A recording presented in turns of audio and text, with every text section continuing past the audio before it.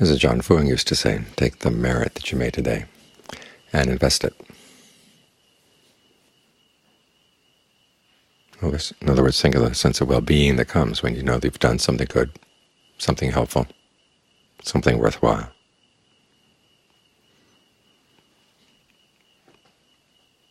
And make that sense of well-being the beginning of your meditation. When you try to get the mind to settle down, it has to settle down with a sense of ease, a sense of pleasure. This is the best way to do it. A lot of people don't understand merit. As the Buddha said, acts of merit are another way of saying happiness. It's an interesting idea. Happiness is not so much a feeling, it's in the activity of doing something you know is harmless, something you know is actually helpful. There's a sense of self-esteem that comes with that, which you don't get with a lot of other pleasures.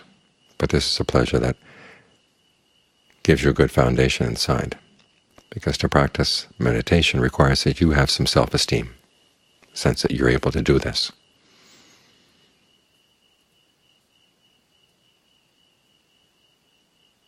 You've done good in the past, and now you can raise the level of goodness inside.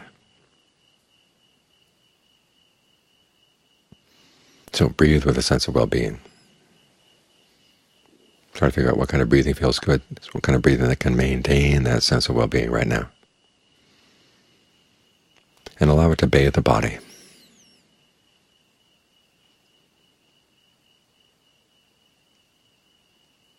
Because as the Buddha said, the different kinds of merit, generosity, virtue, meditation. Meditation outshines the others, in the same way that the moon, when it's full, outshines the stars. It's the same quality of lightness, but it's more intense. Because merit, after all, is the Buddha's first answer to the question that he says lies at the beginning of wisdom. This is not a lowly practice, making merit. The beginning of wisdom is what, when I do it, will lead to my long-term welfare and happiness. When you're generous, it leads to welfare and long-term welfare and happiness. You observe the precepts, you meditate. All of these things lead to long-term welfare and happiness, and they're all things that you do. The wisdom lies in that realization that it has to come from something you do. The well-being that comes from just sitting around and feeling good, that comes from your past past actions, past good actions. But that can wear out if you're not investing it some more. So you're invested here. This too is a way of being wise, getting the mind to settle down. Because it's when the mind is settled down, when it's clear, that you can see things inside that you wouldn't have seen before. Our lives are shaped by our minds, are shaped by our intentions. And if we're not really clear about our intentions, the shape can be pretty strange. Yet all too often you ask people, when they've done something, why did you do that? And not all that clear about what their intention was, which is the most important part of the action. What do you hope to accomplish by your actions? If you do things just based on mood, you feel like doing something, you have no idea where that intention is going to go. So you want to be clear on when you're doing something, why you're doing it. This requires that the mind be clear, still. It's like the difference between watching a tree when you're standing in front of it and watching the tree when you're running past it. When you run past, it's just a blur. You may pick out a few details, but there's a lot that you miss. Where if you take the time to just stand there and watch, you can see all kinds of detailed things you wouldn't have seen otherwise. Unfortunately, in the beginning, what you see is a lot of distraction. You realize how much the mind is out of control. It thinks this, then it takes a swerve to the right, then a swerve to the left, up and down, jumping all over the place. like the hobos who used to take trains around the country. They'd hop from one train to another train and sometimes have no idea where they're ending up.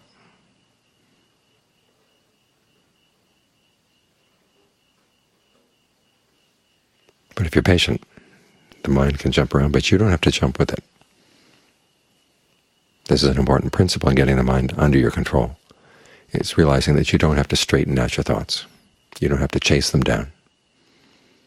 A thought comes up that's not related to the breath, not related to your object of meditation, you just let it go.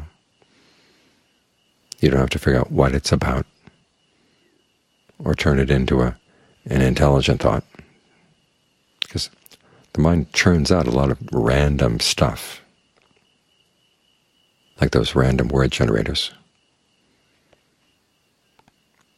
And you have no need to keep track of everything. What you want to keep track of is the breath. And that's not destroyed by the words that come in the mind, the thoughts, the images. Take the image of the breath coming in and out of the body. Think of the breath as a whole body process. Let that sense of comfortable breath fill the body.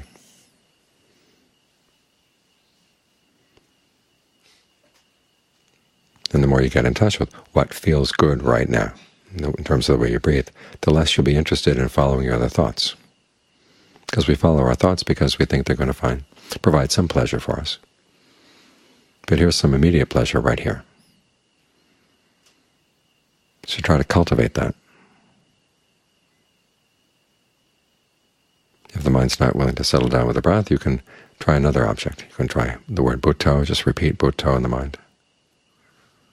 You can think about the different parts of the body. Where are your bones right now? Start with the toe bones and work all the way up to the legs, the pelvis, up the spine.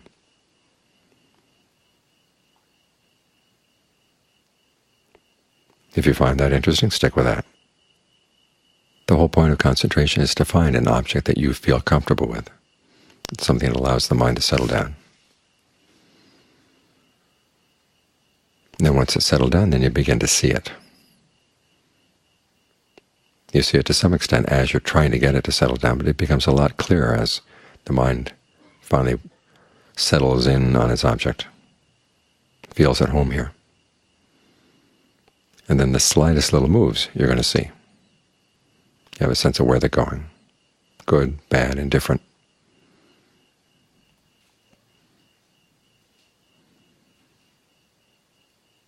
And you realize you can choose. You don't have to follow everything that comes up in the mind. And you don't feel hungry. This is one of the reasons why concentration has to be based on something that feels good inside. Because otherwise something else comes up and you're going to nibble on it, looking for a little pleasure here or there, because you're not finding anything right here, right now. So try to gain a sense of what would feel good inside right now, in terms of the way you breathe, in terms of whatever the object you want to choose.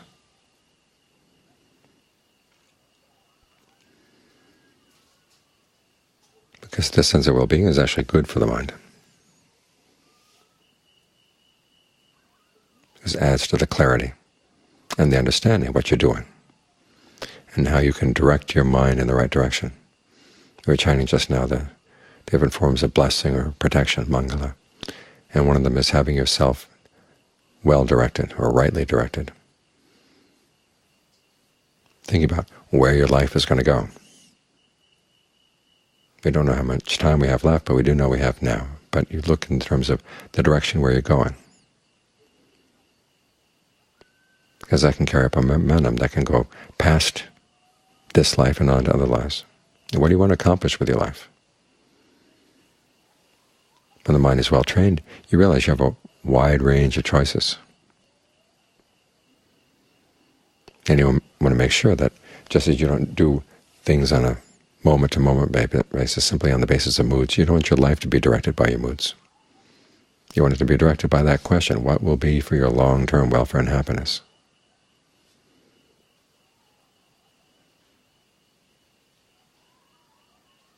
And that's the question that goes all the way through the practice. Like today was in the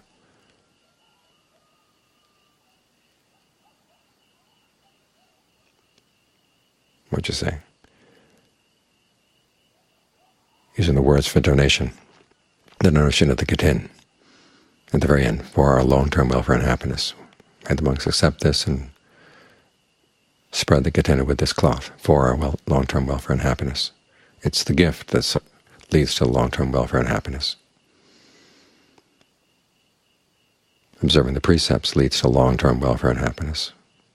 Meditating can do that as well. And then you want to look at the rest of your life. To what extent does it fall in line with that principle, long-term welfare and happiness, rather than just the short-term?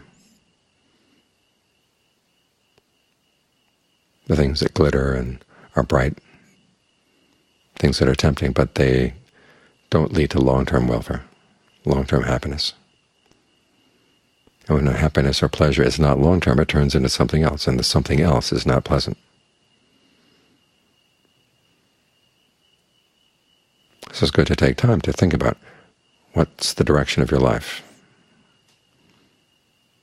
Do you have the protection or the blessing of someone whose self is well-directed, rightly directed? And you realize you have the choice. As the Buddha saw on the night of his awakening, the universe just goes around and around and around. There's nobody who set out a plan for it, nobody set out a purpose for it, which some people find disconcerting. But it's actually liberating. We're not here to serve anybody else's purpose. We're here to serve our own purposes. But you want to make sure that you don't take that in a selfish or short-sighted way, because you end up serving something that's not really in your best interest. Try to think about what would be for your long-term welfare and happiness. And then try to bring the whole rest of your life in line with that. Because you don't want your life to be pulled off in lots of different directions. Otherwise you end up like what they call the palace hungry ghosts. They live in palaces part of the time, but then they get shoved out, and they have to wander around exposed to all kinds of things. It goes back and forth, in the palace, out of the palace. And their lives are pretty miserable, even though they have some comfort. The fact that the comfort is not reliable can actually make the comfort a source of pain. So you want to look at your mind. Is your mind the kind that goes in the right direction, then turns around and goes in the wrong direction, back and forth? That's not shaping your life well. You want to shape your life in a direction that goes someplace that's really worthwhile. We have the example of the Buddha, the example of the Ajahns, all the men, women, and children who followed the Buddha's teachings. To say that it is possible to direct your life in the right direction, to stick with one direction and follow it all the way through, and actually come someplace. The rest of the universe doesn't go anywhere. It just goes around and around and around. But the people who practice do go someplace really worthwhile.